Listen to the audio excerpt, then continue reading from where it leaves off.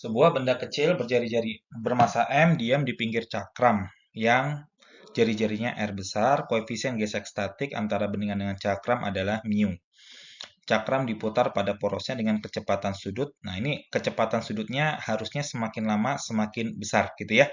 Jadi dia diputar dari mulai omega yang kecil sampai lama-lama menjadi semakin besar gitu ya.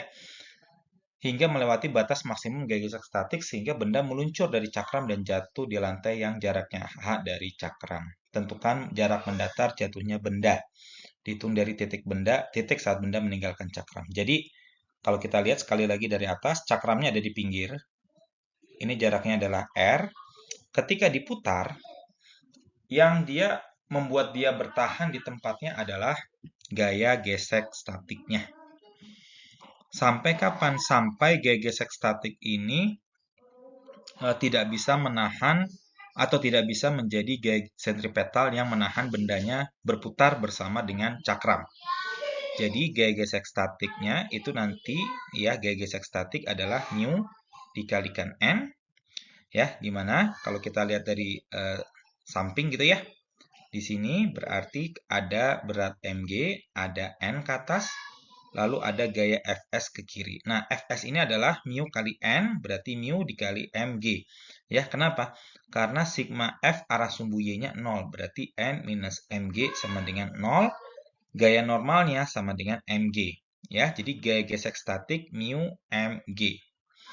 Ini harus sama dengan gaya sentripetalnya. Nah, ada suatu saat di mana gaya gesek sedikit di bawah dari gaya gesek sentripetal, maka dia akan meluncur jatuh, gitu ya. Nanti dia akan meluncur jatuh dengan kecepatan v, seperti itu.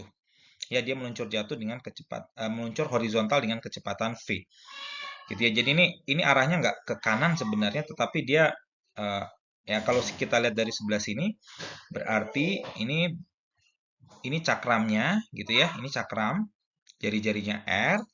Ini muternya seperti ini gitu ya. Nah, dia meluncur jatuh dengan kecepatan v seperti itu.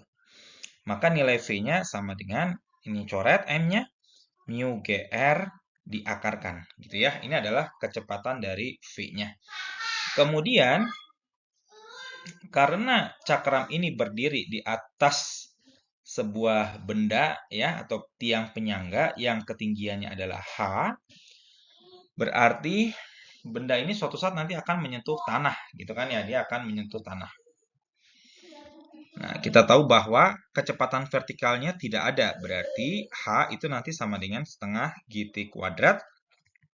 Waktunya itu nanti akan sama dengan 2H per G diakarkan. Ya, jadi waktu dia untuk mencapai tanah itu nanti akar 2H dibagi G. Berarti jarak horizontal dia dari mulai jatuh adalah X sama dengan V kali T. X sama dengan akar mu gr dikali akar 2h per g. Ya, g-nya bisa dicoret, maka jarak horizontalnya adalah akar 2 mu rh. Ya, seperti itu.